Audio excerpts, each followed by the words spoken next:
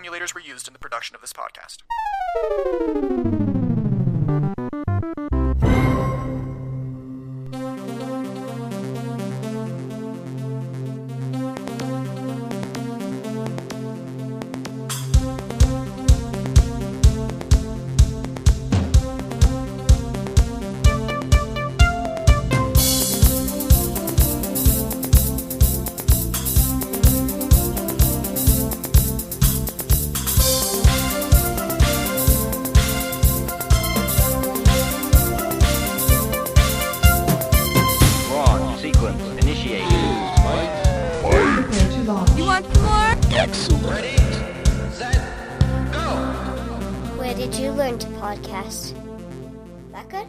That's awesome, sweetie. Thank you. Welcome to the Atari Jaguar Game by Game podcast, where we discuss Atari's last home video game console and its library, one game at a time. Whether you like the Jaguar, are new to the system, or want to give it a nice flip kick, I'm glad you're here. I am Shinto, and I know Kung Fu. Show me. This is a sparring program. Okay, I don't actually know Kung Fu, but I can tap some buttons and perform some sweet-looking moves on screen as we talk about part number J9036, Dragon the Bruce Lee Story.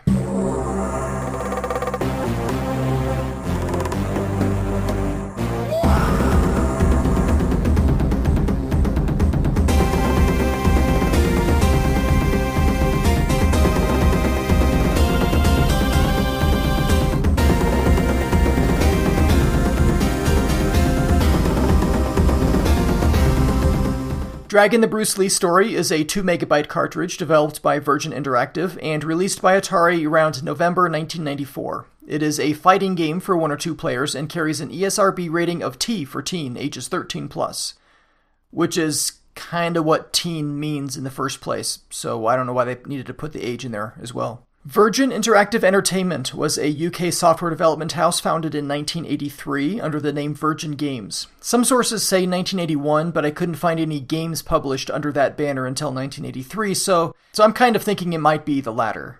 It was part of the Virgin Group, a corporate conglomerate that started out as a record shop by Richard Branson and Nick Powell, but has since grown to encompass a huge number of industries and a net worth of several billion pounds. Virgin Games started out publishing titles from freelance developers for the ZX Spectrum and Commodore 64, as well as other contemporary computer platforms, but soon moved to in-house development as well. In 1987, Virgin Games acquired Mastertronic, a UK budget game publisher and the company which quite successfully introduced the Sega Master System to Europe. Virgin Mastertronic was sold to Sega of Japan in 1991, becoming Sega Europe, but the publishing arm stuck around, becoming once again Virgin Games. They changed their name to Virgin Interactive Entertainment in 1993, reflecting their desire to branch out into other entertainment fields. Whatever their name is, some notable titles published by Virgin includes The Seventh Guest on PC and Mac. He was a drifter. Cool Spot, based off the 7-Up mascot. Aladdin, based off the Disney movie. The Lion King, also based on the Disney movie. It starts. Alright, I'm mostly just listing off games that I physically own, because while I only have a handful of Genesis and Super Nintendo cartridges, Virgin Interactive games seem to be disproportionately represented. Even without taking that into account, they were a pretty big name in the industry at the time. So Atari was surprised and delighted to receive a call from Ken Love, a producer over at Virgin Interactive, expressing interest in developing for the Jaguar. He wasn't really calling on behalf of management. Virgin Interactive management wasn't keen on Atari or the Tramiels, but Love was a fan of Atari and wanted them to succeed, so he asked about development kits. Those development kits cost a minimum of $7,500, and that's just for cartridges. CD development kits cost significantly more, so Love and Virgin Interactive balked at that. Atari got back to them later saying, "Oh, did we say $7,500 each? What we meant to say is, we'll give you some for free. Would 10 be enough?" I'm paraphrasing here, but Atari did send over at least 10 PC Jaguar development systems to Virgin Interactive. The PC wasn't Atari's preferred platform for Jaguar development. Atari favored their own computers, the 68030-based TT and Falcon, and as such, the PC was even more limited in development tools. The support just wasn't there. The management at Virgin Interactive was no fan of the Tramiels. They'd been burned before. But Ken Love was interested in getting a version of their next game on the Jaguar, a game called Dragon the Bruce Lee Story, based off a 1993 movie of the same name. Atari was kind of hoping for Aladdin. Dragon the Bruce Lee Story for the Jaguar was developed at least somewhat alongside the Super Nintendo and Genesis versions, and all three saw releases within a range of several months. Release dates are hard to pin down, so I can't really say this with much certainty.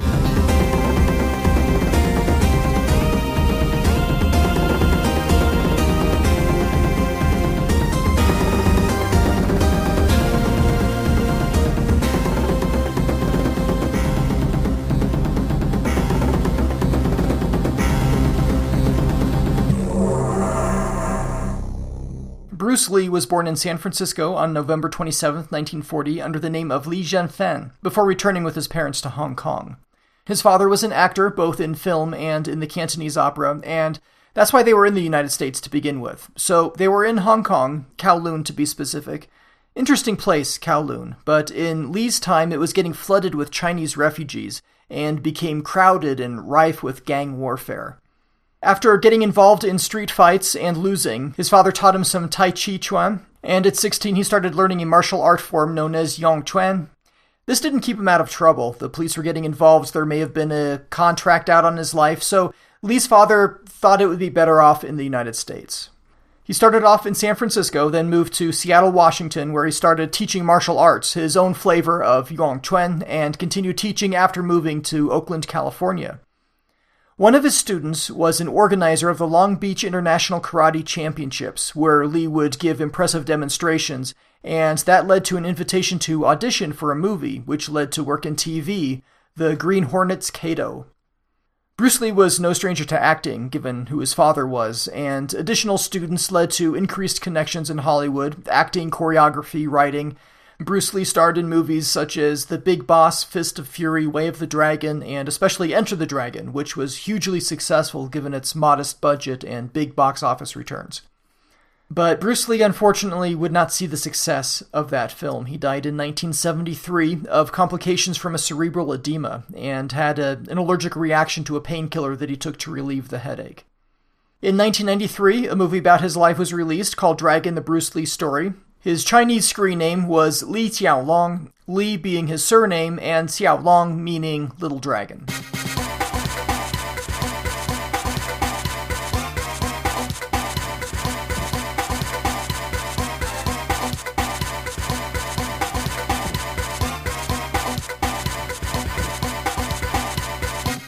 Despite superficial similarities, Dragon the Bruce Lee Story is not a fighting game in the same vein as Street Fighter or Mortal Kombat. So this is at its core a martial arts game, so there's no Hadouken! or Come here! or even Hey man! So instead of thinking Street Fighter 2, think Karateka. Are you sure? What? Well, yeah, I think this game has much more in common with... No, are you sure it's pronounced karateka? Not karateka. Well, I don't think it really... Or karateka. I believe the author, Jordan Mechner, said that... Or karateka. It doesn't matter how it's pronounced. I just think the Bruce Lee story is much more like a significantly enhanced Karateka than it is a watered-down Street Fighter 2. So, going forward with this episode, try to think of it along those lines. They're all two-dimensional side-view fighting games, one screen at a time, but that's where the similarities end, in my opinion.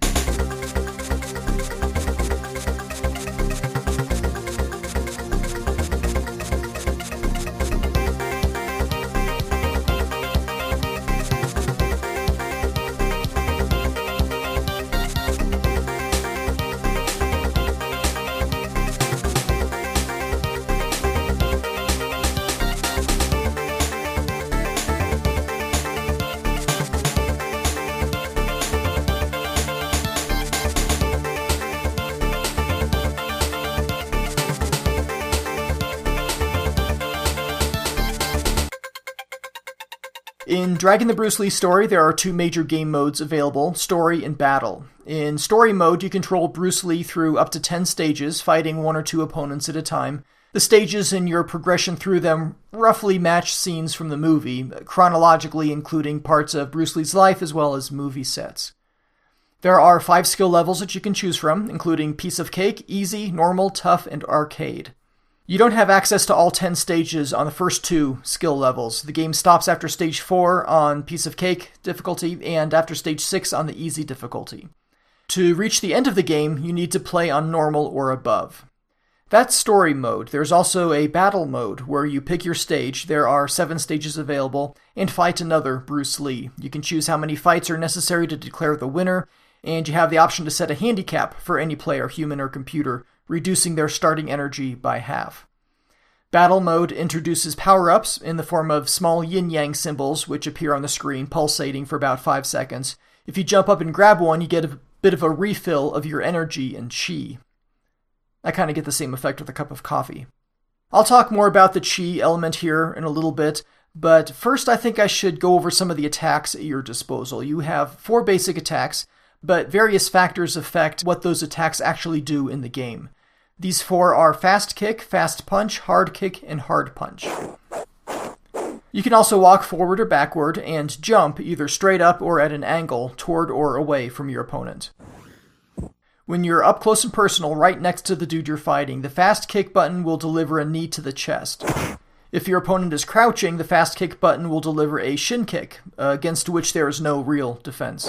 The hard kick button at close range gives you a high kick, which is a great counter for inbound flying attacks from your opponent. A fast punch while holding away on the D-pad will throw your opponent. It's not the easiest move to pull off, but it's a pretty powerful attack and leaves your opponent on the ground for a short time. And there's the stomp. If you've knocked your opponent down, they're laying on the ground, you can jump over them and then push down on the D-pad to stomp on him or her. It's not very sporting and not really easy to pull off. You have a very limited window of time to perform this move, and you have to do it just right within a fairly specific position over your opponent. In battle mode, the computer-controlled Bruce Lee has no trouble pulling it off, though. If you're within arm's reach of your opponent, but not right in his face, you have a whole separate set of attacks. These include the forearm smash, which is pulled off by quickly tapping the fast punch button 3 times, or the hard punch button twice.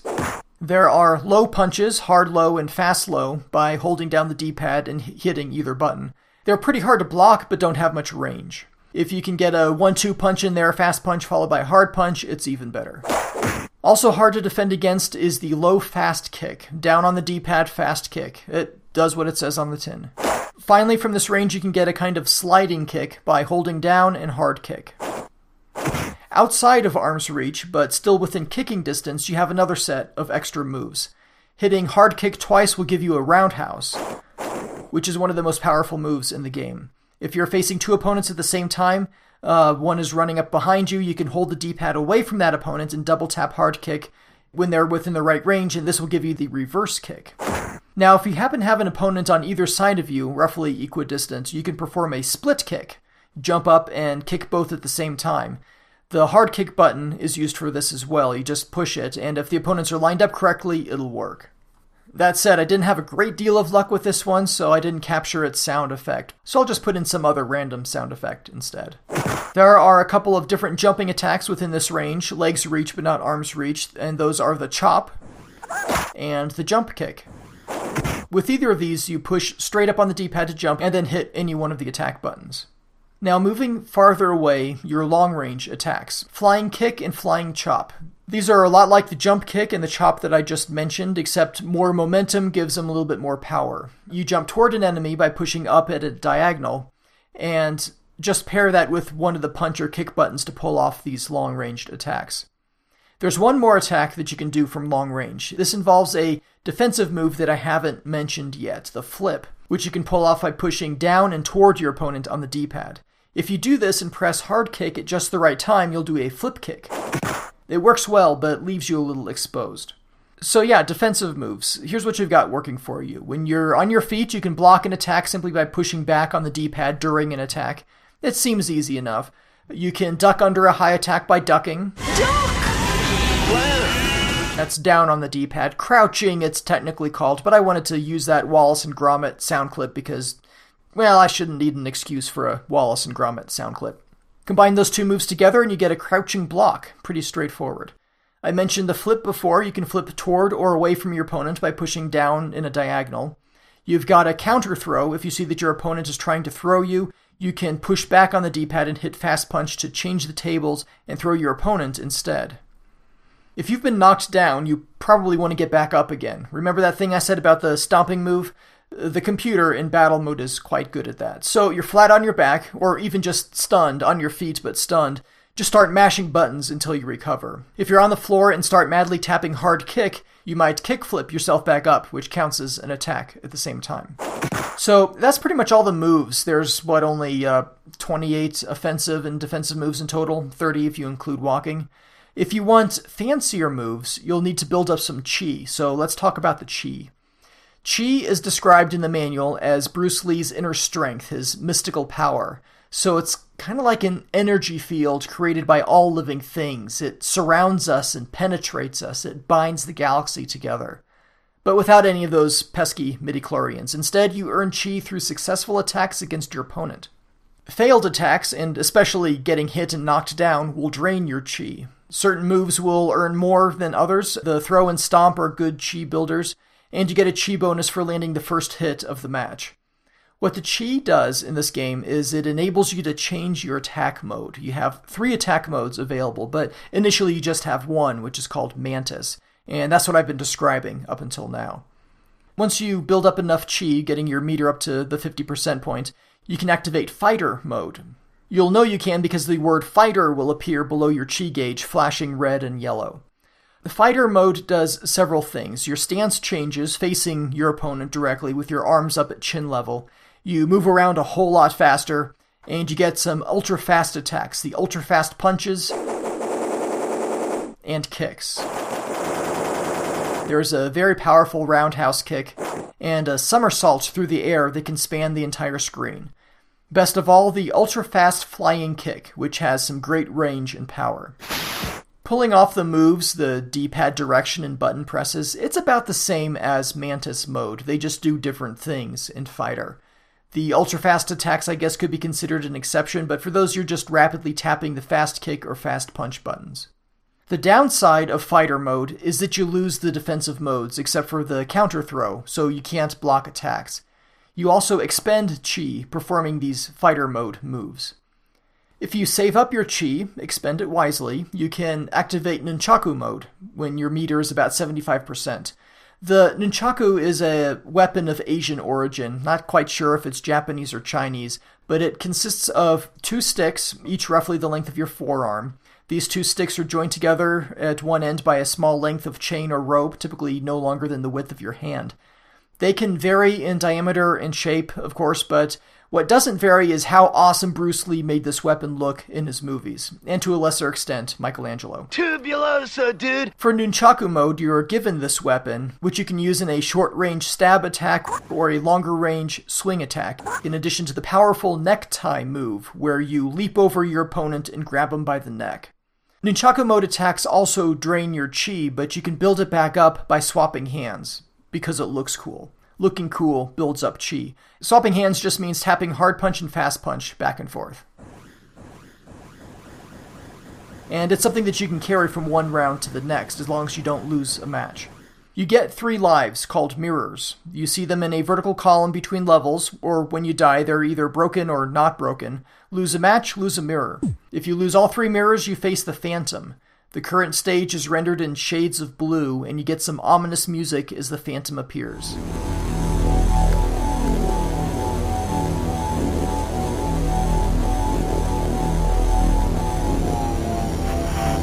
The Phantom is humanoid, but gigantic. If Bruce Lee stands up straight, he's only chest high to the Phantom. It looks like the Phantom is wearing 2 layers of armor, metal armor beneath leather armor. His footwear makes it look like he's got 3 giant claw-like toes, and he has a red, open, skirt-like garment around his, or its, waist. The worst part is he's carrying a giant weapon called the Yang Yu Dao, or more commonly a Guan Dao, or Big Blade. The manual calls it a Kwandon. I guess it's all in the translation. Basically, it's a large curved blade at the end of a pole. The entire weapon is 1 1/3 Bruce Lee's long, so the Phantom has quite a reach with this thing. The Phantom has full health, and you're only given 25%, or about 3 Guandao pokes worth. You don't actually have to defeat the Phantom, though, because let's face it, you probably won't.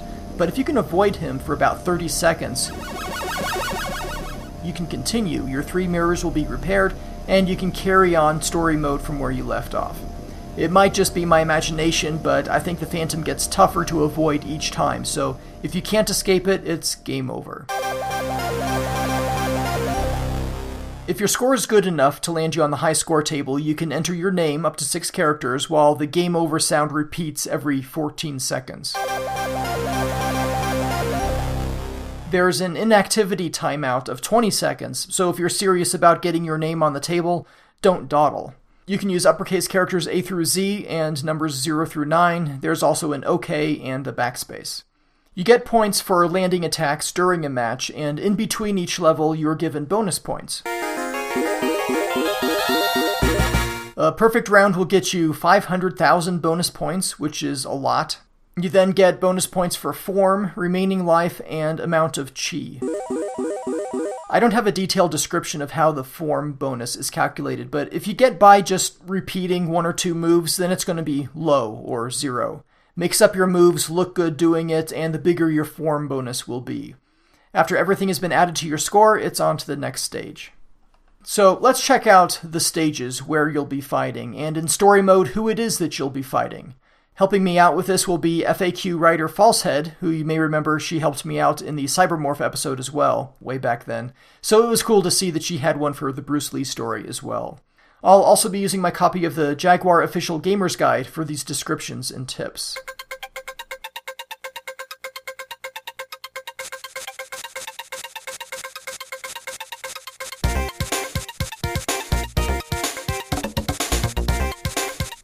Stage 1 takes place in Hong Kong during the Lantern Festival in 1961, a celebration which essentially marks the end of the 15-day Chinese New Year holiday. It's also, in Hong Kong and a few other places, considered a kind of Chinese equivalent to Valentine's Day here in the Western world. But there's an American sailor there, and he's not looking to give you a big ol' smooch. He's gunning for a fight and brought his chain with him. In the movie, the fight is over a girl, but you don't get any indication of that in the Jaguar version of the game. His chain gives him some good range, so keep your distance and use long-range attacks like the flying chop or flip kick. If you can get close enough for a forearm smash, that'll knock him to the ground, which you can follow up with a stomp. He sometimes likes to wrap his chain around your neck, and if he does that, you can pretty easily turn that into a throw using the counter throw move, back and fast punch. Personally, I can usually get in 3 consecutive cheap hits with the sliding kick. The level looks like a large dance floor, with illuminated fish-shaped lanterns hanging from the ceiling.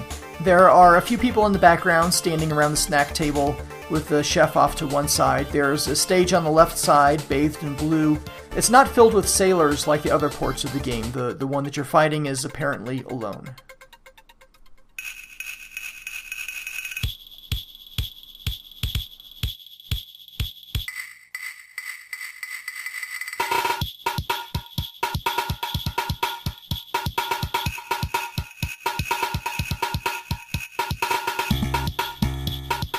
Stage 2 is in San Francisco, Chinatown, Gussie Yang's Kitchen, 1962.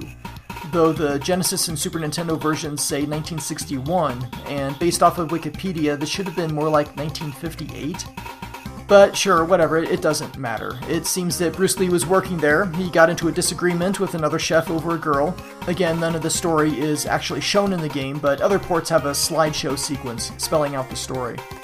So anyway, you start fighting in the kitchen, and once you get the chef's health down to 50%, you do the civilized thing and take it outside. Only the chef is armed with a pair of meat cleavers, and a few seconds after stepping outside, his likewise meat cleaver-wielding buddy joins in too. So much for civilized. This is the first of the dual-screen stages, and the first stage with multiple opponents.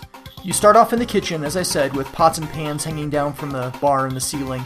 In the background are a couple of ovens, shelves, and things, a sink bubbling over with soap suds, and through the open door and closed window you can see the alley behind the restaurant, which is where you're going to be going after beating up the first chef a little bit. The chef sports a goatee and high ponytail, is dressed in a purple shirt and long pants, wearing an apron, and as I said before, wielding meat cleavers. He likes to flip one around in his hand when he's idle, and this guy seems to be quite fond of headbutting you. Once you wear him down a bit, about 50% or less, you go outside behind a brick building with wooden stairs going off to the left, a trash can in the background and foreground, a chain link fence in the foreground, no parking scrawled on the brick wall. You can think of this change as kind of a checkpoint. You get another first hit chi bonus here, and if you lose, you'll restart from the alley, not the kitchen, unless you lose in the kitchen. So as I said, a few seconds after arriving in the alley, his buddy arrives. Maybe his twin brother because they look exactly the same, though the other is dressed in orange. Now you get to fight both. Lucky you. Actually, I found fighting both to be kind of fun. It mixes up the AI quite a bit. The flip kick here is good. Sometimes the chef ducks down and you can pull off a reverse kick. Do a split kick when you're surrounded. And if you're just fighting one, the forearm smash is pretty effective and will knock them to the ground where you can do the stomping move. Always go for the stomping move if you can. It makes a big difference.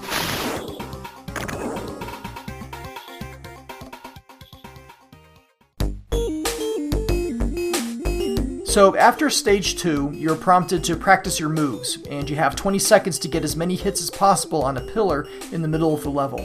The pillar is split up into 3 sections, each rotating independently, with a long horizontal rod on one end and a pad on the other. And this contraption is apparently named Pete. So you dodge the rods, ducking, hopping, leaping away, and punch or kick the pads. It sounds easier than it is. The more you hit one particular pad, the faster it will spin, at least for a short time. And the faster it's spinning, the higher the chi bonus received when hitting that pad. You're in a brick and stone room with wooden ties and a high ceiling. In the background is a decorative red table with some red things on top. Sorry if there's any significance to these objects, it's lost on me. Over on the right is a large steaming kettle and a bench with a teapot and a cup. In the foreground, on either side of the screen, are opposing halves of a gate, each one with green bars and half of a circular red symbol. Looks like the show character, which symbolizes longevity. Kind of ironic because this bonus round seems to end too quickly for me. You get bonus points for your performance at the end of the round, and you can get double points by getting out of there without being smacked by a stick, which either takes a great deal of skill or cowardice.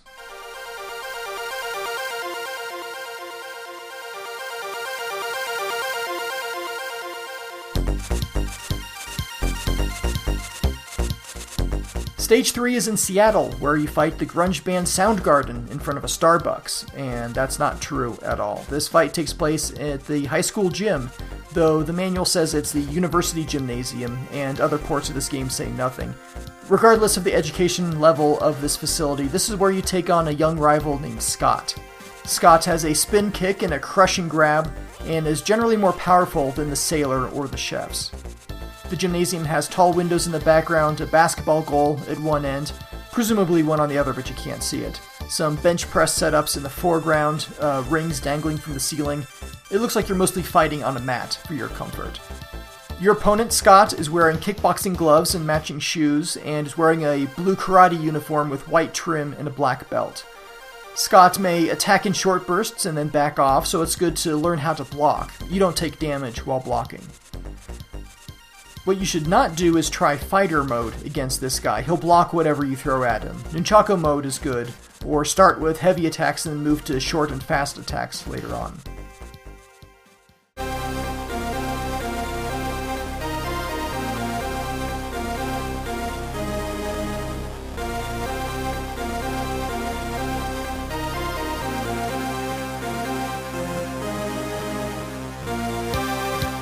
Stage 4 is Oakland, California, 1964. You're in a small concrete area, kind of like a Roman Senate chamber, where 6 spectators sit in chairs on one of the concrete risers. Steps lead to arched doors on either side, and there's a red rug with a gold and black dragon image on it in the background. 2 pots in the foreground contain fire, which is good mood lighting, but a pair of windows in the background do a better job at illuminating the place. Apparently this is a gym, the George Wu Gymnasium. You fight Johnny Sun, or Johnny Soon, not sure how it's pronounced, and he, like you, cannot afford a shirt. He's wearing white pants with a red sash around his waist, and is almost always crouched down with one arm outstretched, as if to say, talk to the hand. His hair is long like the chef's, but not tied back. Johnny has a throat grab that he likes to use, and he's more prone to attack than hang back and block.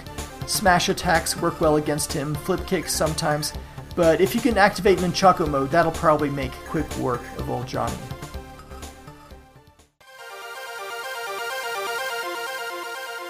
After another bonus round, you're back to Hong Kong for Stage 5, and the set of the movie Golden Harvest. Here you're attacked by two women, twins again it would seem, armed with staves. If that doesn't sound fair, that's because it isn't, and this match is tough. It's really hard. They have great range and more teamwork than the chefs did. Take to the air in this one, use leaping attacks along with the occasional close-range low attacks, and don't get cornered or surrounded. You can't throw them, fighter mode is useless, and relying on Nunchaku mode may cost you a mirror. It certainly didn't work for me.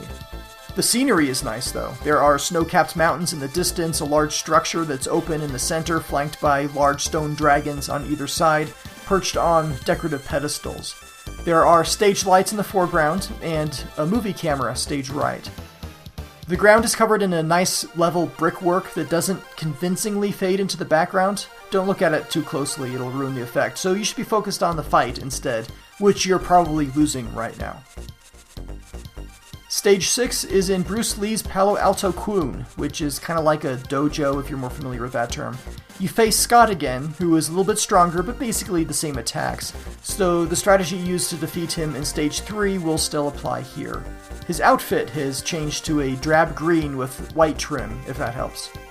Your Kwoon is sparsely decorated, hardwood floors and exposed wooden beams in the foreground, a brick wall painted brown in the background with 4 large windows set inside it. There's a green vase with a dead-looking plant sitting along the center of the back wall, a photograph of someone on the wall above it. It looks like it could be Bruce Lee's father, maybe, though in the Sega Genesis and Super Nintendo versions it's a female face in the picture, facing different directions in those ports, which is mildly interesting. On either side of the plant and portrait are 2 banners containing writing that I tried to read but can't. There's a bookshelf along the back on the far left, and oil radiator heaters below 2 of the windows for those chilly winter Palo Alto evenings. Stage 7 is Long Beach Stadium, and is the only timed match in the game. None of the other matches are timed. It seems Bruce Lee has been bragging about how he can defeat any opponent within 60 seconds, and our old friend Johnny Sun or Johnny Soon takes him up on the challenge. It's quiet here, isn't it? No background music, and that's because I couldn't get far enough in the game to capture it. The ladies in Stage 5 are often considered the toughest enemies in the game, and I'll vouch for that. I couldn't get past them after a couple dozen attempts. There are no videos on YouTube for the Jaguar version getting this far, so I've got no music, and since I can't find pictures of the stage on the Jaguar, I'll have to base the description off of the level from other ports of the game, which may vary slightly. You're fighting in a ring, like a boxing ring, ropes in the foreground, with an American flag and California state flag hanging from the ceiling, a Virgin logo, and International Boxing Competition logo in the background. The timer appears in the top center of the screen, counting down from 60.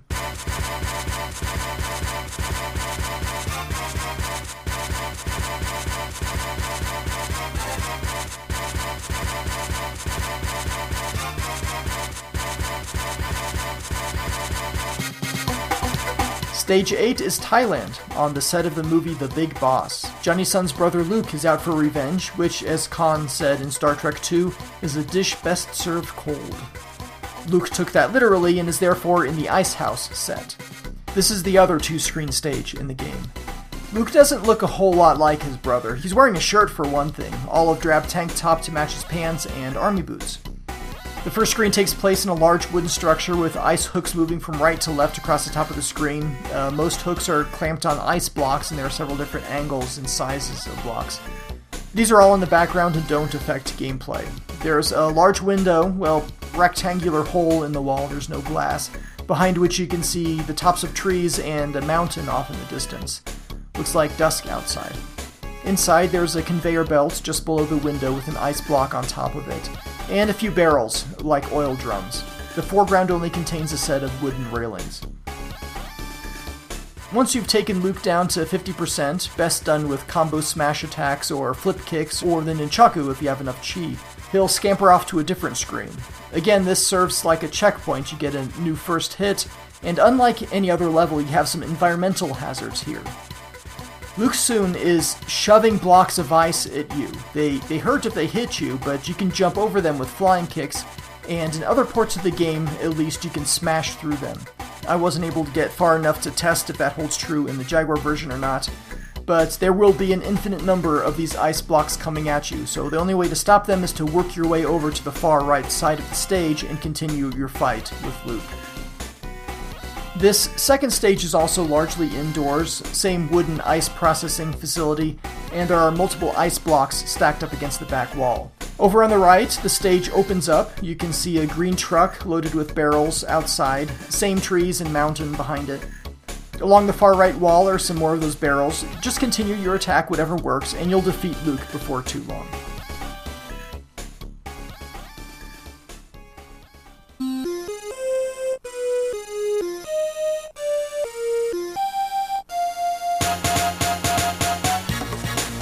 Stage 9 is Hong Kong, on the set of Enter the Dragon, where you fight the actual claw-handed villain from the movie.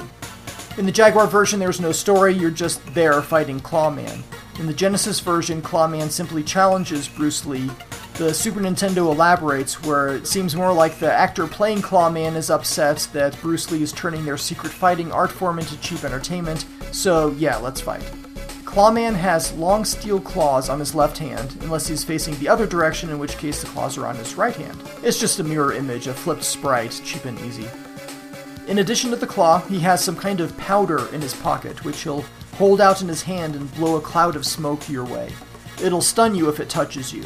Clawman is dressed for bed, wearing green silk pajamas with gold trim and some comfy-looking slippers on his feet. The set is dominated by an elevated platform in the center made of ornate dark wood with golden stairs. On top of this platform is a guillotine. Why, I don't know. I haven't seen the movie. Yeah, it's true. Behind all this are some tall stained glass windows. Two statues, which look a whole lot like the Phantom, stand poised and ready to attack on either side of the room, in front of a couple recessed nooks in the wall, which display a pair of crossed swords and a shield. There's a display case in the foreground, on the left side of the screen, containing a variety of hands or gloves or something. You fight on the shiny wood floor under a couple of dangling Chinese lanterns. Now, you're going to want to finish off Clawman with plenty of chi in reserve, at least enough to enter Nunchaku mode, because you're going to need it in the next level.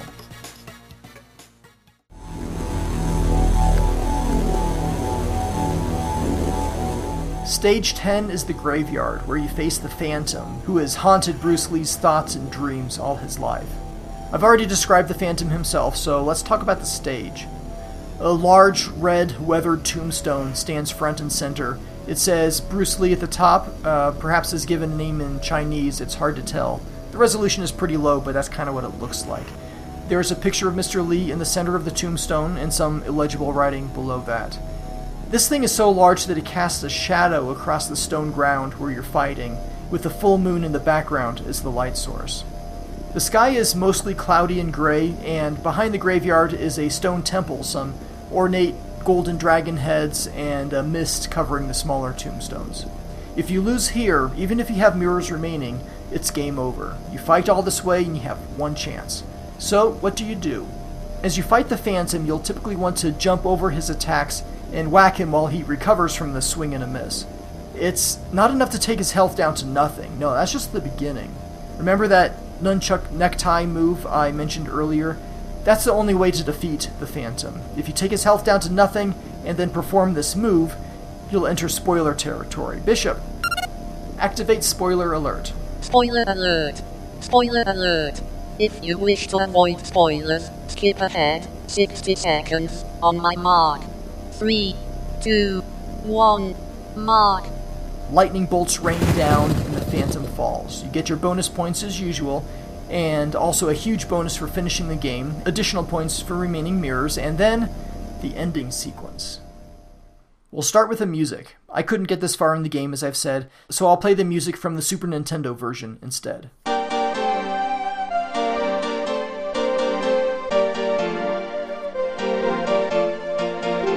You see a full-screen glimmering sun, like from the title screen, with this text: "Congratulations, you have completed Dragon."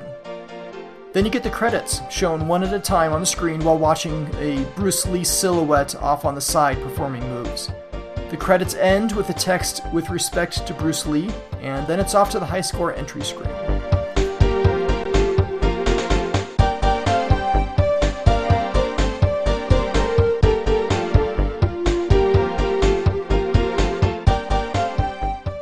End of spoilers. If they were all this lame, there would be no need for a spoiler alert. The one-player story mode is clearly the focus of this game, but Virgin Interactive added some additional modes of play, as I touched on before. First, you can play the story mode with 2 players. Player 1 is Bruce Lee in his usual blue pants, and Player 2 is a clone of Bruce Lee in green pants. That's the American definition of the word pants, not the British one. There are no kung fu underoos here, just trousers. We'll go with trousers. I would say it's a cooperative 2-player mode, but it kind of isn't for 2 reasons. First, friendly fire. You can accidentally beat up on your fellow Bruce. Now, this is fair on the 1-player story mode when fighting 2 opponents simultaneously. Your computer-controlled opponents can and do sometimes smack each other. Unfortunately, they don't go all Doom monster and continue to attack each other out of vengeance. That would have made for some easier battles. Jaguar Doom, not 32X Doom. But the bigger reason why 2-player story mode is not to be considered cooperative is that both Bruces are forced to fight it out at the end of each stage. You defeat the computer opponent or opponents, great, but now you have to fight each other to see who gets the bonus points. The loser loses a mirror. It's a weird gameplay decision, and personally I'd rather forego the bonus points in this mode instead of having to fight my buddy at the end of each stage. An interesting thing about 2-player story mode involves these stages where you battle 2 computer-controlled opponents at the same time. In the 2-player story mode, you don't. It's always one at a time, and then the other. The game never has 4 characters on the screen at one time. Getting away from story mode, there's also battle mode, Battle of the Bruces, and this can be for 1 or 2 players. In the 1-player battle mode, you fight Green Bruce. That's pretty straightforward. There are 2 different 2-player battle modes. There's a simple Bruce-on-Bruce fight, you against a human opponent, and there's also a Bruce-on-Bruce-on-Bruce battle mode, a Bruce Brawl, which has 2 humans, blue and green, fighting the computer Bruce, who wears red trousers. You fight for trophies in battle mode, and you can choose anywhere between 3 and 6. This isn't a best of 3 or best of 5 sort of scenario like you would find in Street Fighter or its derivatives. You need to reach that number of trophies, that number of fights, in order to be declared the winner. The trophy looks like a golden dragon greedily clutching a blue egg, a head and all 4 limbs wrapped around it. And you see the number of trophies for each player after each fight. Playing Dragon the Bruce Lee story requires 7 buttons on the controller, but 4 action buttons are the most critical. But you don't have that, do you? You have 3 buttons and a keypad on your Jaguar controller, so what do you do? The C button is fast kick, the B button is fast punch, and the A button is hard kick, initially.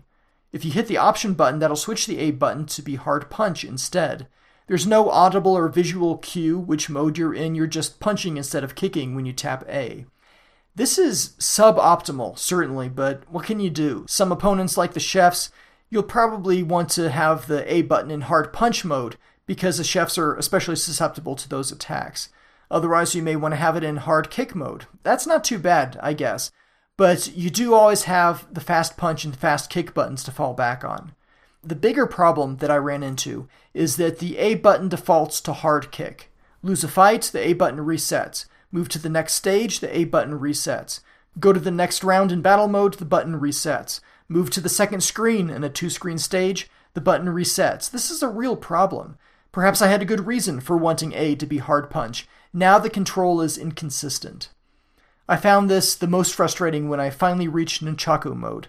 You swap hands by tapping hard punch and fast punch back and forth in turn. If A is no longer hard punch, it'll launch an attack instead of swap hands. If your chi was just high enough for Nunchaku mode, that attack, that inadvertent attack, which will probably miss if you're far enough away from your opponents to have time to build up chi, that miss will cause your chi to drop, and suddenly you no longer have Nunchaku mode.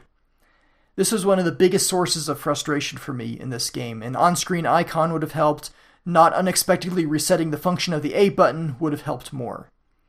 So That's the action buttons in the option button. You use the keypad to switch between the different fighting modes if you have enough chi, and that's actually a pretty good use for the keypad. Buttons 1 and 4, the top two on the left, that's Mantis mode, your default. 2 and 5 in the center are Fighter mode. 3 and 6 are Nunchaku mode. It's easy to change between these, even in the heat of battle. You hit it once, you change modes, you hit it again, and it acts as an additional fast punch button. This is true in Mantis and Fighter modes, and not terribly helpful, since the B button is also always fast punch. Well. There was no official overlay produced for this game, but Atari Age user M1 Garand designed one, and it looks very nice. I'll have a link to that in the show notes. The pause button will put a halt to the action and give you the ability to change volume levels.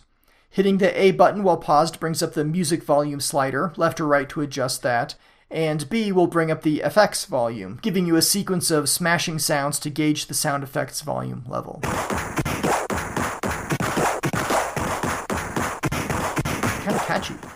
These work as toggles. You can turn off the slider by hitting the button again, and you can also hit the C button to turn off a volume slider.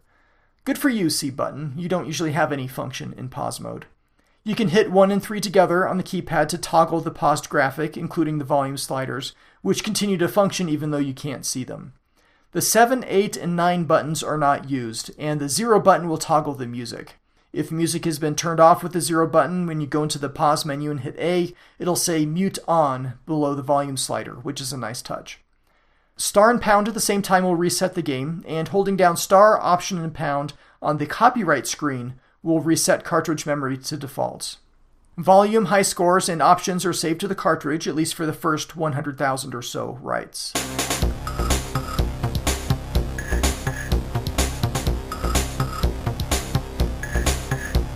When you first boot up the game, you'll see the copyright screen. This says Dragon the Bruce Lee Story at the top in large golden letters. Below that, trademark and copyright 1993 Universal City Studios, licensed by MCA Universal, licensed to Atari Corp. In the background is a logo for Bruce Lee's martial art form, Ji Qin Dao. It features a red and gold yin-yang symbol with red and gold arrows curving around each side. All around this is some Chinese text which reads roughly, using no way as a way on one side and having no limitation as limitation on the other. The screen stays up for 5 seconds, there's no way to skip it, and then the music kicks on. You have a white screen saying Virgin Interactive Entertainment Production, dominated by the Virgin Interactive logo, and 3 seconds after that, the title screen. The title screen has a burgundy background with a large, shimmering sun, not a bad effect, and a digitized picture of Bruce Lee from the movie poster slides in from the right, stopping right in front of the sun. Below that, in large fancy golden letters, it says Dragon, and in much smaller lettering, the Bruce Lee story. You can hit a button at any point during these screens to enter the game select menu, but if we just let it ride, we'll get the high score screen. There is a pixel art dragon in the background, curled around, and the top 10 high scores beneath a banner saying High Scores in large gold lettering. The high score names, which can contain up to 6 characters, are in a smaller gold font with the scores themselves in green. By default, the table is populated with developer names with the highest score of 51,006 points held by Brian. The significance of 51,006, if any, is unknown to me. The high score screen is shown for about 10 seconds, and then you go through the whole sequence again, which is just enough time for the song to complete. You get some gameplay footage, either stage 1 or 3 or 4, no health meters, and Bruce Lee usually wins, but not always. There's no background music during the gameplay demos. The whole track mode loops around like this. You hit a button at any point during the track mode and you'll be taken to the game select screen. This screen, and really all the menus, are silent and have the same background as a copyright screen. In general, for direct actions, the menu item is white, and for a list that you can cycle through, the label is gold and the value is green.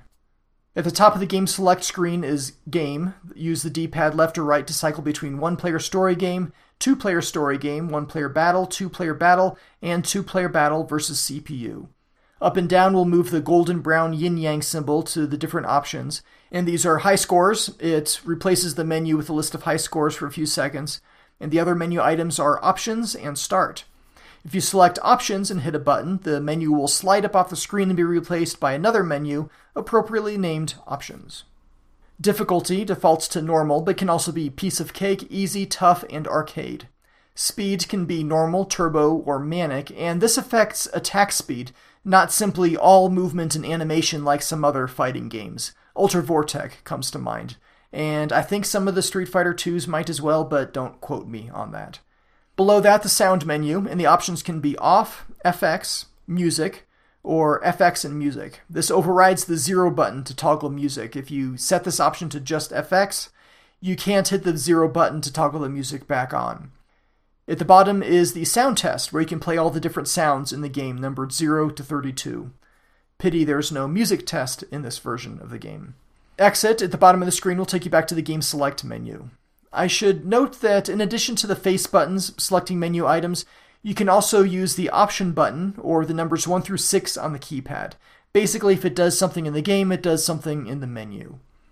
Now, if you've selected one of the battle modes in Game Select and then select the Start menu item, a different menu slides up called Battle Game. Here you can select between 7 stages, 7 out of the possible 12 in the story mode. These are Alleyway, the second screen on Stage 2, Seattle Gym, which is Stage 3, George Wu Gym, that's Stage 4, Chinese Film Set, Stage 5, Bruce's Quoon, Stage 6, Big Boss Set, that's the first screen on Stage 8, and Enter the Dragon, which is Stage 9. There's no way to fight in battle mode in the kitchen, the graveyard, the Stage 7 fighting ring, or the Ice House screen with the truck in the background. If you select one of these, it'll start the game, but below that, you can set the player handicap, which can be P1, P2, P1, P2, P3, P1, P3, or P1, P2, P3. Basically any permutation of the handicap, which reduces that player's starting health by 50%. At the bottom of the menu is where you set the number of trophies to win, which can be 3, 4, 5, or 6. One annoying feature about all these menus is that they time out after 50 seconds, taking you back to the attract mode. This can be frustrating if you're, say, a podcaster taking notes about the menus. In story mode, each stage is preceded by a brief description, a place, and sometimes a year. There's no such text in battle mode. It takes a couple seconds to load up the next level, not really long at all, and inside the actual game, the fighting parts, each player stands at opposite ends. Above them are health, and for the Bruce Lee's, chi gauges. The health gauge roughly matches the player's costume color, so you can tell them apart, even multiple simultaneous computer-controlled opponents. The chi gauge is always white and has 2 tick marks inside it, one at the halfway point for fighter mode and one around the 75% mark for nunchaku mode. Your chi meter needs to be visibly clear of those tick marks for the mode to be active. It's not enough to just barely reach it. Above the health gauge is simple green text saying P1, P2, or CPU. In story mode, win or lose, your number of mirrors are shown in a vertical column, on the left for player 1, on the right for player 2, if doing a 2-player story mode. The mirrors are hexagonal in shape, each segment showing a different Bagua trigram. The trigrams are the Taoist fundamental principles of reality: heaven, lake, fire, thunder, wind, water, mountain, and earth, represented by 3 horizontal lines that are either solid or have a gap in the middle. The Dharma Initiative logo was like that, if you are a fan of the TV show Lost and get that reference. If you reach the end of Stage 4 on Piece of Cake or Stage 6 on Easy, you get a screen which shows a curled dragon in the background and says, "You fought well," in large gold letters. Below that, in smaller green letters, it says, "But are you ready to face a tougher challenge?" The manual says the Easy mode goes up to level 7, but the evidence I have shows Stage 6, Bruce's Quoon, as the furthest you can get on Easy. I personally, as I said, haven't been able to get past Stage 5, the Chinese film set with the twin acrobats who pummel me with sticks.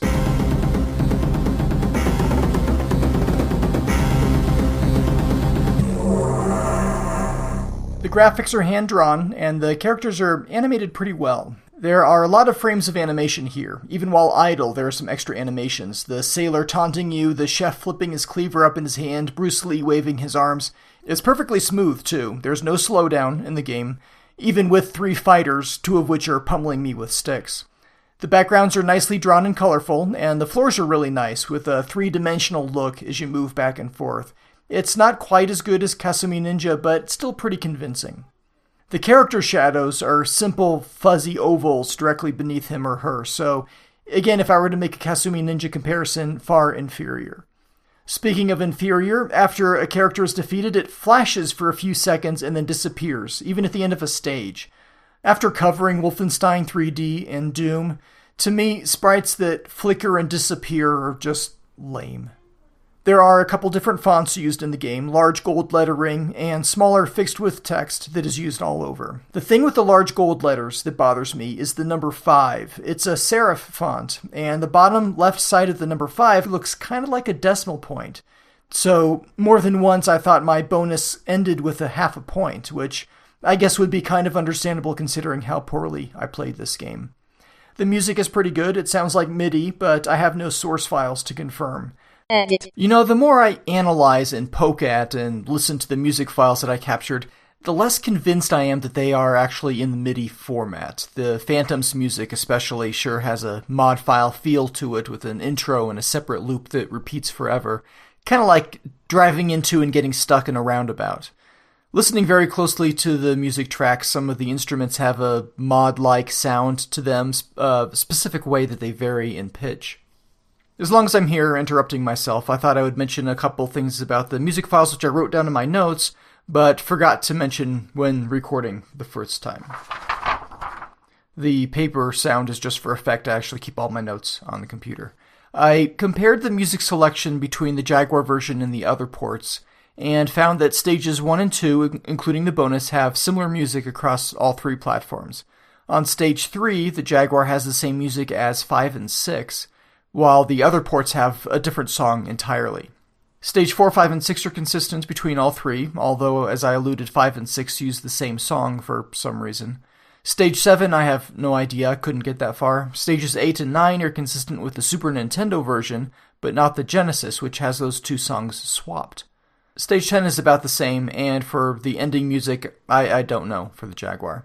The songs are all between 57 and 102 seconds long before repeating, except for the Phantom stage, which, as I said, seems to have some sort of inner loop that continues forever, so you never hear the beginning of that track more than once at a time.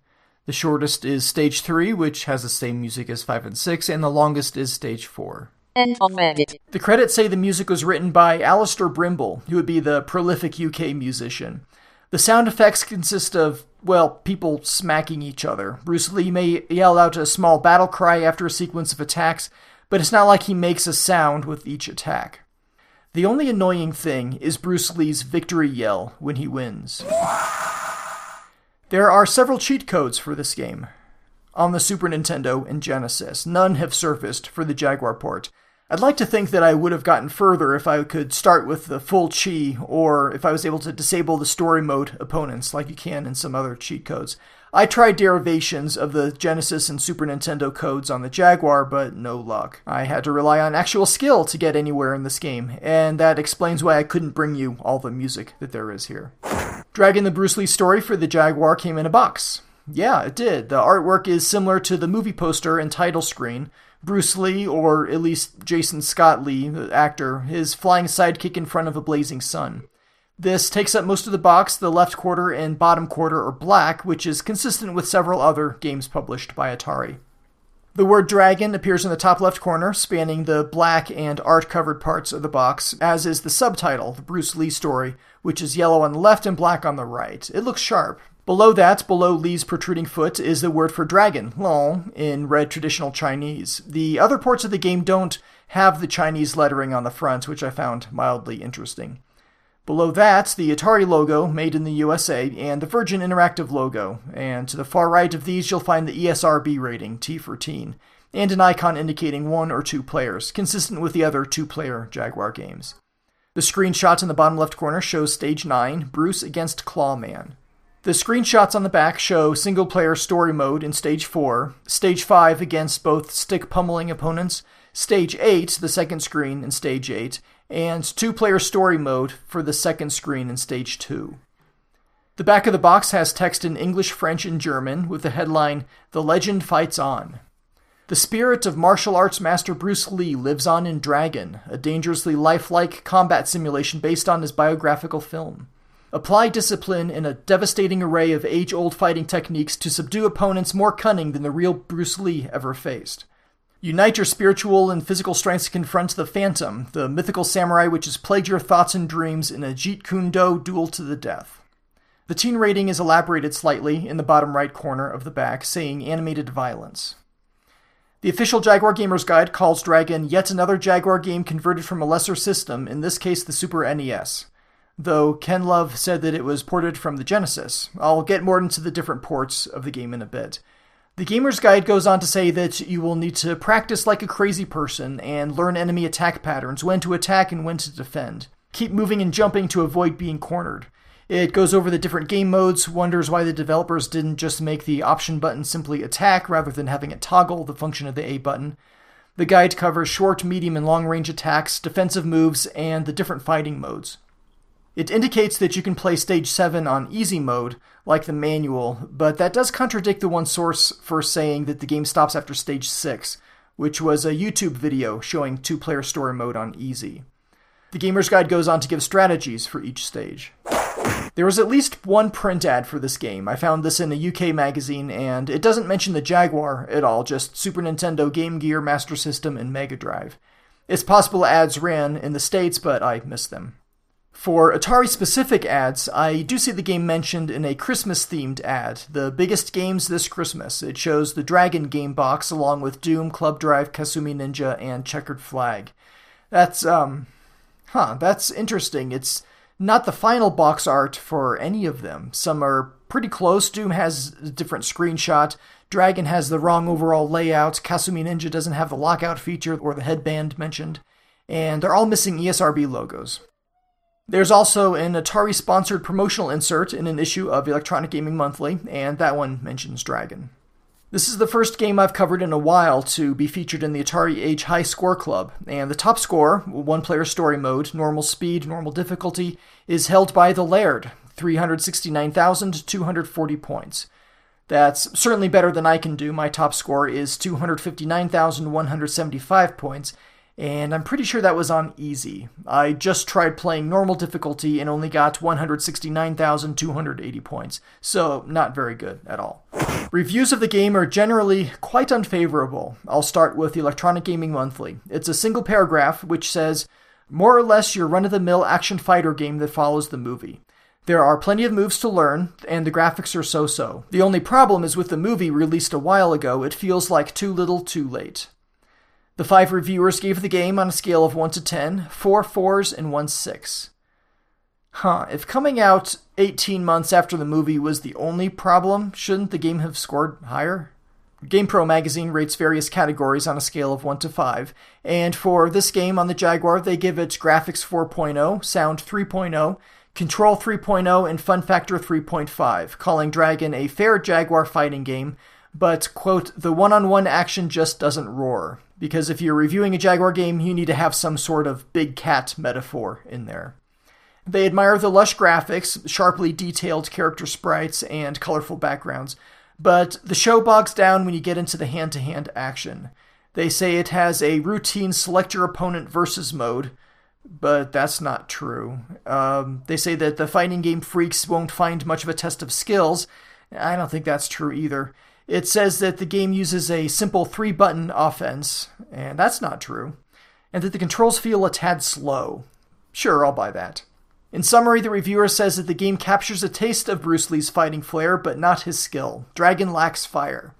Because if you're reviewing a game with dragon in the title, you need to have some sort of dragon metaphor in there too.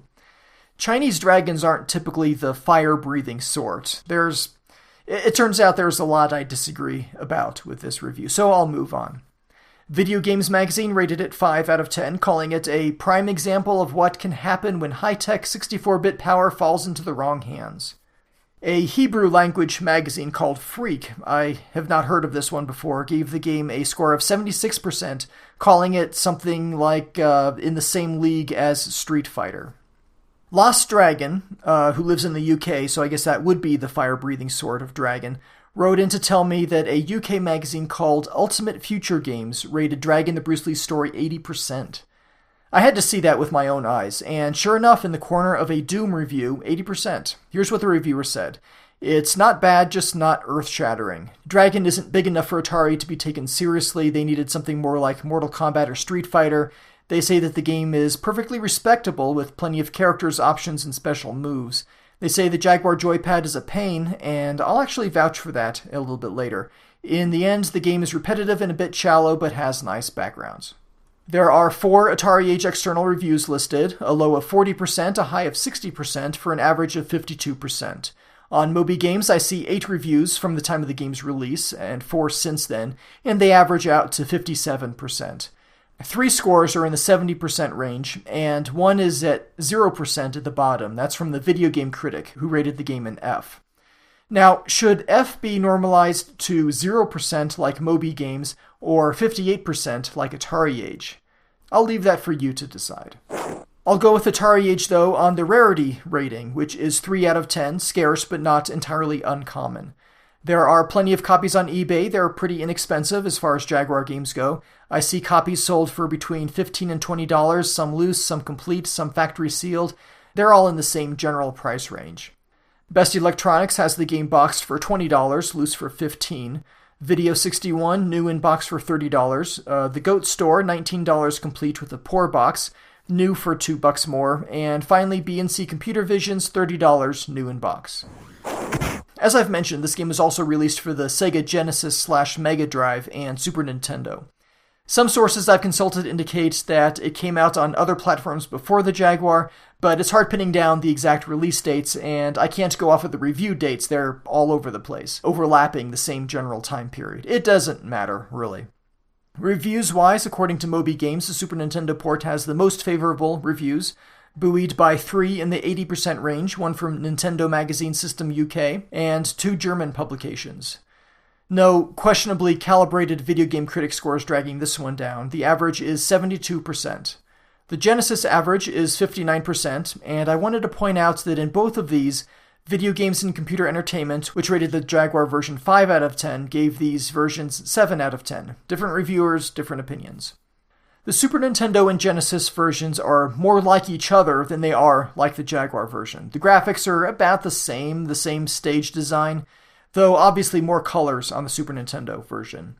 The biggest difference between these 3 platforms is that the 16-bit systems have movies, optional slideshows with text that describes the story. The text is slightly different between the 2 versions, Sega and Nintendo, but it's not compelling. Let's do this. Bishop, a little dramatic reading music, please. Hi, my name is April. Get away from that girl! Why? That's good. I was really feeling that. Were you feeling that? Let's do another one. Get off that equipment. But I have to finish my workout. Might as well finish it off on you. All right, I think that's enough. These are from the Genesis version. The Super Nintendo story text seems to be a little more elaborate. But I mentioned the Genesis version's text specifically because it's included, hidden, in the Jaguar port. This isn't one of my usual research steps, but I was so desperate for ways to cheat this game and capture all the music and graphics that I started digging through a ROM image, a dump of the Jaguar game contents. I didn't find what I was looking for, but did find some interesting bits of text spread throughout there. It has the entire Jaguar game credits and the names of the initial high score table. That's not very interesting, but how about an additional difficulty level named For Paul? Likely in reference to tester Paul Welton. The Genesis version has a cheat code to enable this, and whether or not some unknown code exists to enable this on the Jaguar, it's another clue that the Jaguar version was derived from the Genesis version and not the Super Nintendo. I found text in the ROM image which describes the controls for the Sega Genesis, both 3-button and 6-button varieties, so that was kind of interesting. Some other minor differences between the ports: the Genesis and Jaguar have nearly identical menus for game selection and options, though on the Genesis the yin-yang symbol is spinning. Menus on the Super Nintendo are entirely different, a simple vertical list, with a greater than sign for selection. The title screens differ slightly in Bruce Lee's approach angle and the presentation of the text. Elsewhere in the game, the colors of the health and chi meters differ between the ports. I'd have to say the meters are best done on the Jaguar with the matching colors and white chi meter. The way the mirrors and trophies are displayed between rounds, the style of some of the on-screen text, if you were to take the core of the game and hand it off to 3 different teams for implementation on different platforms, you're going to have minor variations like this. Edit. About the backgrounds. The Genesis and Super Nintendo versions have some bits of animation to them, characters moving, fans spinning, minor touches like that. The backgrounds in the Jaguar version are completely static, no movement at all, except for the steaming kettle in the bonus stage and the moving ice blocks in stage 8. Another difference I forgot to mention is that the 16-bit versions support 3 human players in battle mode, whereas the Jaguar maxes out at 2 humans and a computer. The Team Tap adapter did not exist for the Jaguar at the time the game was developed, but comparable multiplayer adapters were out for the Genesis and Super Nintendo. I don't know how popular this option was. In researching this game on various platforms, the 3-player feature was seldom mentioned. End of edit. The game exists in name only on the Sega Master System and Game Gear. In these versions, Dragon the Bruce Lee Story is a side-scrolling platformer. So, while the Jaguar may be the best-looking port, and arguably the best-sounding, given the 3-button limitation, I think the game would play better on the Super Nintendo or on the Genesis with the 6-button controller. The rest of my thoughts, and yours, coming up next.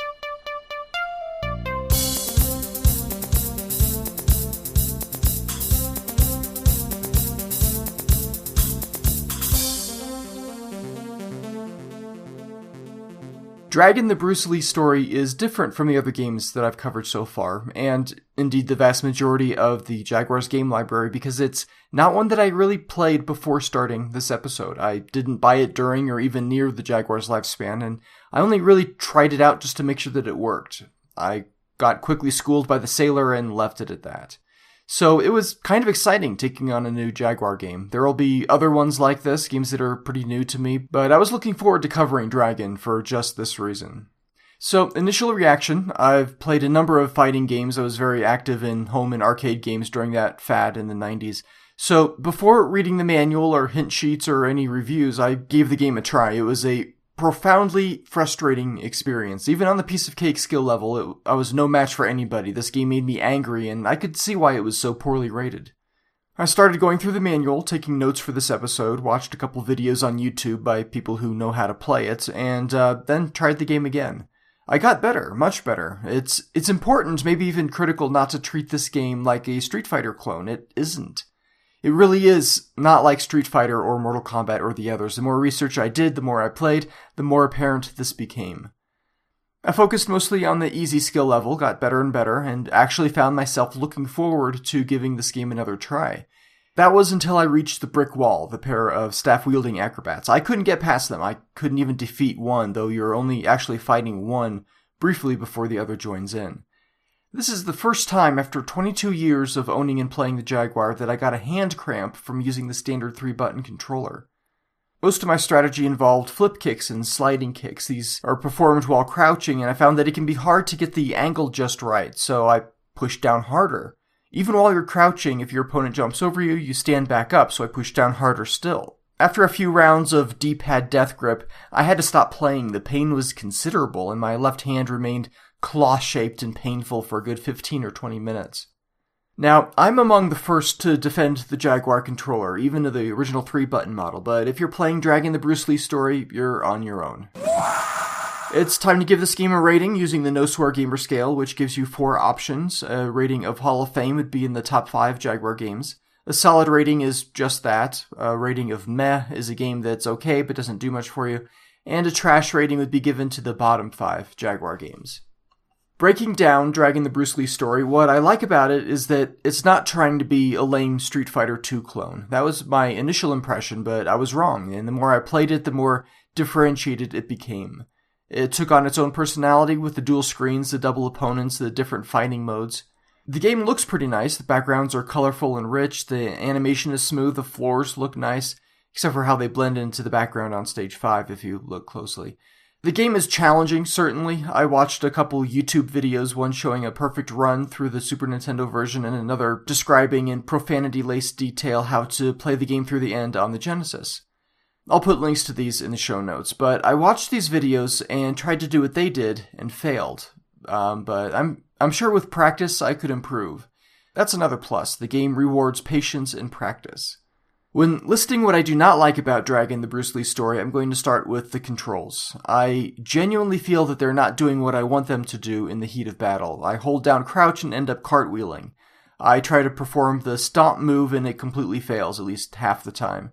These all could be human error, I wouldn't put it past me to screw this up, but it sure didn't feel like that while playing. This led me to push the D-pad harder and actually cause pain using the Jaguar for the first time ever. I was frustrated, I felt like I wasn't really controlling the game, just giving it mild suggestions. Some of the moves are so much more powerful than others that it seems a little out of balance. Why would a throw cause so much more damage than a kick to the chest? In martial arts, at least my experience is limited to watching my kids learn V-Arnis Jiu-Jitsu. You're trained to fall well, and if you know how to fall without getting hurt, then a throw shouldn't cause so much more damage than a strike. These guys are trained in martial arts, you'd think they would know how to fall. So I could think that I'm doing well, landing a lot of hits, but the damage meter doesn't really reflect that. It's imperative, I think, to learn the stomp move and use it reliably. Combining a throw and a stomp will wear your opponent out in no time.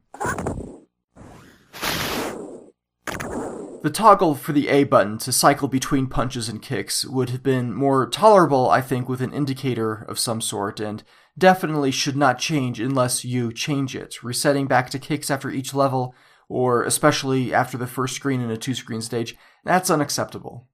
I had problems with collision detection. I could see my foot pass right through an opponent, but he was in the middle of some sort of animation at the time, not a blocking animation, and couldn't be bothered to register a hit.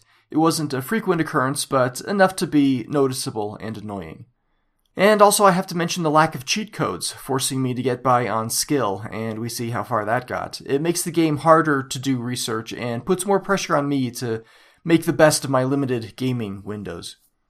One thing that makes my job easier on the Jaguar versus other consoles like the 2600 and 7800 is the plethora of cheat codes, and that failed me here. Also, the lack of popularity means that I couldn't ride someone else's coattails on YouTube like I could with other games. Cybermorph comes to mind. Am I going to come back to this one? Maybe. I know I could improve my score and even progress further, maybe even past the Acrobat Twins with extra practice. It's not a bad game, and I'd like to think that we're past the point of really caring that it doesn't look 64-bit, a phrase that I've always loathed. Yeah, it's a Genesis game at its heart, and all it uses the Jaguar's hardware for is the high color depth and music and memory for extra animations, but I personally don't think that it really matters anymore. It's a game, it came out for the Jaguar, it's easy to find and relatively inexpensive. My rating for Dragging the Bruce Lee story is going to be meh. It's not bad, but didn't do much for me. Kind of the very definition of meh. If I had it back in the mid-90s, I might have had the time to come closer to mastering the game. The time, not necessarily the patience. I like to think I have more patience now. Raising kids will do that for you. But that's my opinion. What do you think? I posted a picture to Facebook of the EGM promotional insert showing Dragon and asked for your thoughts. Björn said, for me, solid game with very good gameplay. I had lots of fun with it. Also to mention the nicely rendered background graphics. If the 2-player mode would be better, it would be in my top 5, but you have to fight the second player after a level. Therefore, your co-op experience always ends after one level. How stupid is this? The answer, Bjorn, pretty stupid. It seems to me to be a cheap way to avoid having to share bonus points or figure out who gets to go to the bonus stage. I forgot to mention this earlier, but my son and I tried the 2-player story mode briefly on the normal difficulty. We take out the sailor, not always working together. My son did throw me a few times by accident, but I didn't want to fight my son afterwards. How much sense does that make? It went from being a cool and distinctive feature in the game to being questionable and disappointing. Thank you, Bjorn, for your feedback. I heard from Dr. Clue. He wrote, I am extremely hard on this game. The truth is, one-on-one fighter games are not my thing. To give this more balance, I'll quote Bjorn when he said that it has solid gameplay, nicely rendered background graphics, which is very true, simply gorgeous. And you get to fight Popeye in the first level. Well, some sailor man. I was going to write, while Bubsy was a game that got the most controller abuse as I was learning the game, Dragon was the only game so frustrating as to have me rip the cartridge out of the game slot with the Jaguar still on and throw it across the room. Ouch. I was slightly more hot-headed in the late 90s. I would rate this game as meh, with the caveats that many have said this game is one fighting game with more move combinations, and great when you learn that. It is not a game that you'll get by on just button mashing. That said, a game I barely remember exists on the Jaguar. Many times, Doctor, while playing, I would have the computer opponent near defeat, just a sliver of health remaining, only to come from behind and defeat me, even though I was like around 50% health. This was most common in stages 3 or 4. That's frustrating, and in stage 5 getting pummeled with sticks and not able to get a measurable hit in edgewise, that's pretty frustrating too. I'm sure it boils down to skill and my lack thereof, but still, at least off the top of my head, I found more frustration in Dragon the Bruce Lee story than any other Jaguar game. And that includes Checkered Flag. But unlike Checkered Flag, Dragon's merits, and it does have them, keep it out of the trash rating. On Atari Age, I heard from BMX, and he wrote, I like that you fight more than one opponent at a time, so it plays a little less like Street Fighter, one-on-one, but more like Final Fight, brawler style. And because of this, I don't like the fact that a second human player must be defeated before you proceed to the next wave of enemies. They missed an opportunity there. Yeah, I totally agree. It's kind of like a brawler, but with more moves and less walking. And it really is a shame about the 2-player story mode. Thank you, BMX. I've got some more forum feedback, but that's for past games or general feedback, not specific to this game, so I'll save that for a little bit later. But for now, let's check in with Bishop. Do we have any text or audio submissions for Dragon the Bruce Lee story? We do. One text submission. Okay, please load that up. Ready. That didn't take long. Our text submission is from The Lost Dragon, and this is what he has to say. Just finished listening to the final bit of the Doom Jaguar podcast. Simply epic from start to finish. Really enjoyed it. Thank you. Okay, Dragon the Bruce Lee story then. Well, speaking as a massive Bruce Lee fan who grew up loving his movies, even have Game of Death as my guilty pleasure films-wise, and loved the C64A8 Bruce Lee game, even though it really had nothing to do with Bruce himself, I've always loathed Virgin's game. Why? It simply felt like a step backwards in the genre. Whilst I can appreciate it just uses normal martial arts, no gore fatalities, ninja magic, special attacks, etc., I've always been of the mindset that if Archer McLean could get 3 fighters up and running in the C64 with IK Plus and have superb samples from Enter the Dragon on the ST and Amiga versions, and that itself could be cloned by way of the Exploding Fist on the C64, etc., then by the time Virgin's SNES Mega Drive Bruce Lee game arrived, the genre would be pushed much further still. Whilst Jaguar Dragon is technically far better than the Genesis version, more colorful, higher resolution, it's little more than a simple SNES port with some weird stuff going on with the audio music. There have been unconfirmed reports Atari were so desperate to have Virgin develop on the Jaguar, they were happy to allow a straight SNES port. I'd wager Atari had seen the titles Virgin were producing on Commodore A1200s, CD32, Genesis, etc., and prayed that they'd find their way into the Jaguar. Cool Spot, the Terminator SE on the Sega CD, Lion King, Jungle Book, not to mention Aladdin, which was rumored in Game Master's first look at the hardware. But to myself it speaks volumes regarding just how little faith Virgin Interactive rightly had in the Jaguar, and whilst they were happy to build games that suited the hardware for the 8/16-bit console versions, platformer on the Game Gear Master System, beat 'em up on the SNES Genesis, all they'd invest in resource-wise for the Jaguar version was a straight SNES port. I've actually more time for the appalling Xbox Bruce Lee game, Quest of the Dragon, which I actually bought so Weekend Gamer TV show could review, than I have for this. Best of luck with this one and the next few Jaguar games, some ropey titles being covered. Thank you, Mr. Dragon. Ropey, that's not an adjective that I'm familiar with. We don't use that one much here in the States. But I think I can deduce what you mean by that based off of context. I haven't really played the martial arts games that you mentioned. IK Plus, Cyrano Jones ported that to the Jaguar, one of the many ST games that he was able to convert for use on the Jaguar. Really cool work he's doing, playing Joust on my Jaguar and being able to switch between the sound effects from different ports of the game on the fly. That's pure joy. And though I tried out IK Plus briefly, it was mostly like my first time playing Dragon the Bruce Lee story just to see if it worked. I didn't have this game on my ST when I owned an ST, and I wasn't really into martial arts games at all, actually. The only one that I had, Karateka on the Atari 7800, left a bad taste in my mouth. See episode 10 of the Atari 7800 Game by Game podcast for more on that particular pain. When I was looking through the source code for Bubsy and Fractured Furry Tales, I saw a lot of Genesis bits in there. And as I was going through the ROM image for Dragon, extracting what I could, it was clear that this was a port of the Genesis version rather than a Super Nintendo port, Which makes sense because both the Genesis and the Jaguar have a Motorola 68000 processor in there. You could keep all the game logic in 68K assembly, and that's what it looked like in Bubsy as well. Thank you for your thoughts, Lost Dragon, and for the extra support for the show that you've sent my way, interviews and coverage from UK magazines. That's all good stuff and has been quite helpful. We got some past episode feedback from Trooper Galactus on Atari Age. Hey Shinto, I really wanted to contribute for Wolfenstein 3D, but a combination of factors, in particular my father's death and now pending divorce, have kept me from being able to do a proper write-up for the last few podcasts. I did want to share this, though. When I was a kid, early to mid-80s, we had an Apple II computer.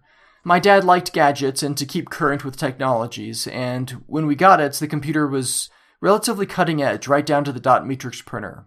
He subscribed to SoftDisk and picked up games and software whenever and wherever we could, and bought a lot of stuff both bootleg and used when he had the opportunity. I don't know how he wound up with it, but Castle Wolfenstein and Beyond Castle Wolfenstein were probably the two games that I played most on the system for 3 or 4 years. My mom wouldn't allow us a Nintendo, and the 2600 wasn't always hooked up. Yes, it could be repetitive, but each offered a style of action play that was rare for that system, and the randomness of the stages led to a certain amount of suspense for me as a young player. I hadn't yet picked up on the possible patterns in the levels. The original was probably more challenging since it was all-out action, forcing you to shoot it out with guards and the notoriously persistent SS stormtroopers. We didn't have the instructions, so we probably went a year not knowing how to throw grenades until my brother accidentally hit the T button, apparently for throw, and vaporized a hapless Wehrmacht user. Beyond Castle Wolfenstein took away a lot of the action elements. You could get through the entire game without firing a shot, but allowed you to decide what level of violence you wanted to pursue. And let's face it, anything is worth being able to plant a time bomb next to Hitler. Toward the end of our time with the Apple IIc, we got a copy of Spear of Destiny, but I remember it didn't work very well. Can't remember if it was only a demo, or if our system didn't meet the operating requirements of the game. Nonetheless, I did get early exposure to the genre, and was an avid fan of both Wolfenstein and Wolfenstein 3D on various platforms, but mostly played it on later PC versions, typically on a friend's computer. Good memories. No worries on the proper write-up. You've got a lot on your plate, and I'm very sorry to hear about your father and your divorce. It sounds like it's been a dreadful last several months. So, given all that, thank you for sharing your Wolfenstein story. It's cool that you guys had a subscription to SoftDisk. I hadn't seen any of their stuff before starting on research for Wolfenstein 3D. While I was watching gameplay videos for Castle Wolfenstein and Beyond Castle Wolfenstein, they did seem like they had a different feel to them, so thank you for your memories on that. Take care, Trooper. And this just in from Jagosaurus on Atari Age. Just dropping in to say that the Doom episode was great. I know a decent amount about the history of this one and still learned quite a bit. Thank you. I'm definitely saving the MP3s to both this and Wolf 3D as well as the AVP unrelated to this discussion. Episodes knowing that I'll give them a second listen someday. Aged yourself a bit on the Novell Networks discussion. The Network Doom airplane story was fun. I didn't get into LAN parties until around 2002 for Halo. We had Xbox consoles running all over the house. Fun times. Very cool that you kept records of the rig specs for your PC get-togethers. Would be cool to see those. Keep up the great work. As for general feedback info, I'm subscribed and listened via Stitcher on Android. Always nice to see a new episode from you in my station's queue. I haven't checked out the show on Stitcher. I hope the ads aren't too annoying. I should probably try that out sometime. If it's working well for you, then cool, I'm happy. It's kind of funny that you got into LAN parties at the same time that I was getting out of them. 2001 was the last QuakeFest. I might have said 2011 in my last episode, but it was in fact 2001, and I put a correction in the show notes. As far as viewing the specs for the PCs, I do have all that on my website, but my website hasn't had a facelift since 2005, coincidentally since my daughter was born, so I'm kind of embarrassed to give that out. It's not indexed on Google or any other search engine. I'm glad you liked the episode. I'm just as happy to have a new episode show up in your queue, perhaps more so, because it's a lot of work, and I do get a little burned out on a game, and I'm ready to move on to the next by the end. That is going to do it for Dragging the Bruce Lee story on the Atari Jaguar. I do apologize for some of the background noise and inconsistent audio quality in this episode. I had to break it up into separate days for recording to take what time I could get. In the next episode, we are going to cover Zool 2, the fast-paced platform game, followed by Val d'Isere skiing and snowboarding, Brutal Sports Football, and Double Dragon 5. Yes, another fighting game, now on the horizon. If you have any memories or thoughts about these games or any game that I've covered previously, please send that in, text or audio, to jaguar@gamebygamepodcast.com. All show information, addresses, links, status, those can all be found on the web at jaguar.gamebygamepodcast.com. As usual, there's some optional story time after the music, but whether or not you stick around for that, please remember that there is a lot of good to be found out there in this world of ours, even in widely ridiculed video game consoles. So do try to keep an open mind and a joyful heart. Thank you for listening.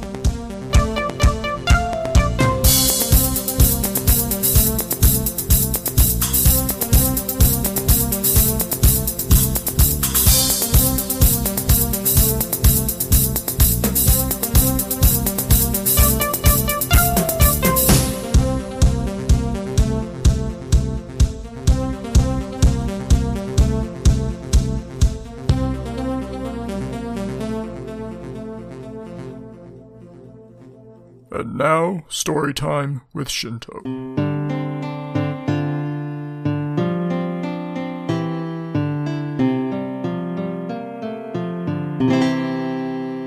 It just occurred to me that I've been using Mandarin Chinese translations and pronunciations throughout this episode when, given Bruce Lee's family origins in Hong Kong, perhaps Cantonese would have been better, but my Cantonese is dreadful. I only know a handful of words, so that's my excuse. The last time I was in Hong Kong, by wacky coincidence, was also the first time I was in Hong Kong. The flight arrived pretty late at night. I flew in from Chicago, and by that point, my arms were really tired. Sorry, old joke. The Chicago route was a pretty new one for Cathay Pacific Airlines, and I got to fly on a beautiful new Boeing 777. I'd flown on this particular type of aircraft many times before, but this was by far the newest. I don't know if it still had that new airliner smell, but it was nice. And also, being a new route, didn't have many passengers. I had the whole row to myself, and I don't just mean a couple seats on one side. I mean from window to shining window. The flight was calm and quiet and enjoyable. I arrived in Hong Kong around 11 p.m., 2300 hours. I take the subway that gets me just a couple blocks from my hotel, but on the escalator, halfway up to street level, it hits me. The heat and humidity, whack, right in the face. Even at 11 p.m., it was stifling is the best adjective that I can come up with. I get to my hotel, check in, meet up with the rest of my team, 2 other guys, and we go for a walk to get a feel for the city. Now, I'm there to work, I'm not a tourist, but still I want to take some pictures to show my wife and kids and delightful British grandmother who was in assisted living at the time and didn't get out much, so she loved my stories and photos from far-off lands. So I try to engage in surreptitious photography. Whip out the camera, snap a picture, stash the camera. So as we're walking, I do that. I take out my camera, frame a restaurant sign that features an amusing cartoon octopus, snap a picture, and then promptly drop the camera on the sidewalk. The first picture it took in Hong Kong was also the last picture it took in Hong Kong. There were electronics shops all over the place, outnumbered only by foot massage parlors. But in the vast majority of these places, there are no prices. The sales clerks give you a highball number and you haggle. I wanted a camera like my old one. It wasn't great by any means, but I wanted to be able to use the same battery and charger as the smashed one. And though cameras like that existed in these shops, nobody wanted to sell me one. No, that camera's junk, you want this one instead. It only costs twice as much. Eventually, I did find what looked like a reputable electronics store, which had actual prices and sold me what I was looking for. Not quite as good, but close enough for what I was willing to spend.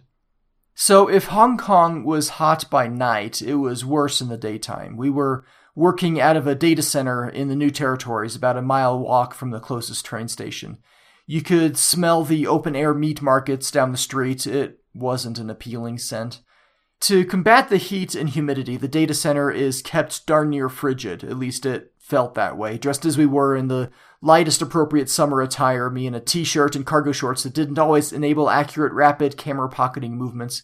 We would work for hours in the freezing cold, and I would get up to go to the bathroom, which was not air-conditioned, but open to the outside. So immediately start sweating, which would feel even worse when going back inside the heavily air-conditioned server rooms. There was no middle ground. It was probably like the surface of Mercury, either crazy hot or crazy cold, but not quite that extreme. We would usually walk to a nearby mall for lunch, and there was a Chinese restaurant on the way, which I suggested we try just to go somewhere different toward the end of our time there. The place at the mall that we went to was quite interesting. I Alright, I'll go off on that little tangent. In American restaurants, they bring out orders for everybody at the table at the same time. That's not true everywhere. So the waiter brings out this dish. It kind of looks like what I ordered, so I lay claim to it.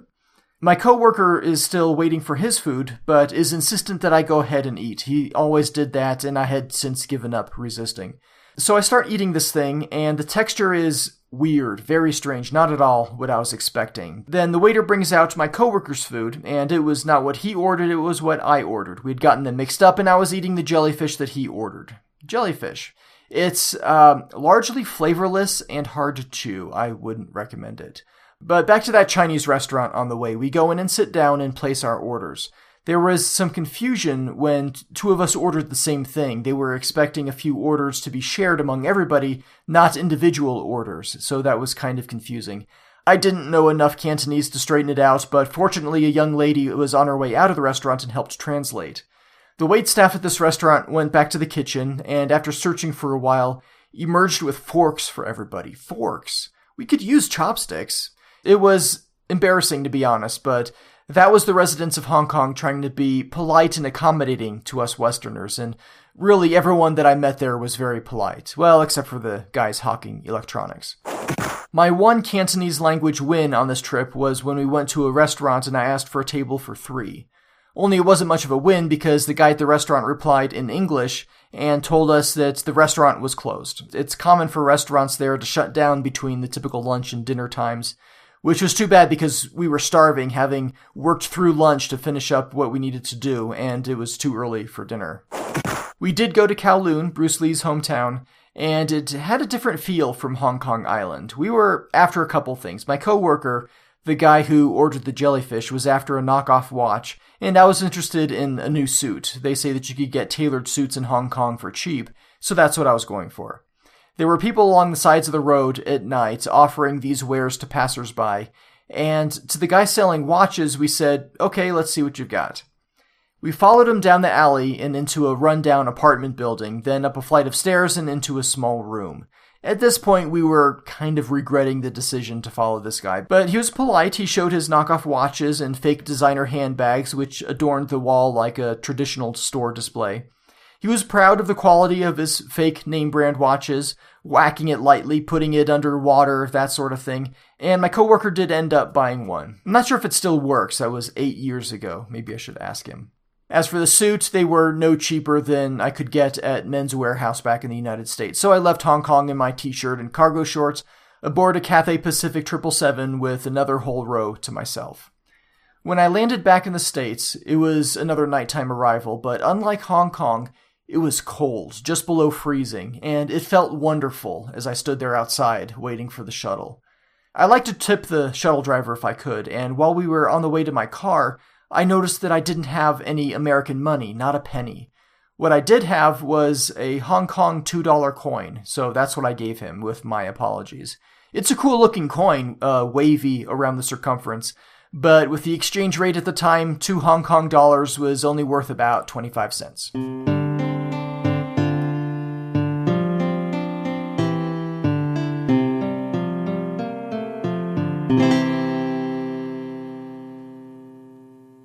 My apologies in advance to Dr. Seuss.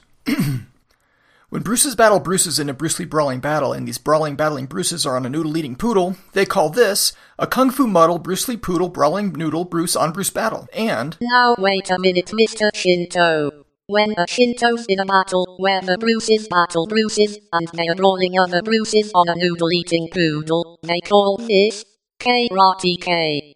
Karate-K. Karate-K. Just Karateka. Ah.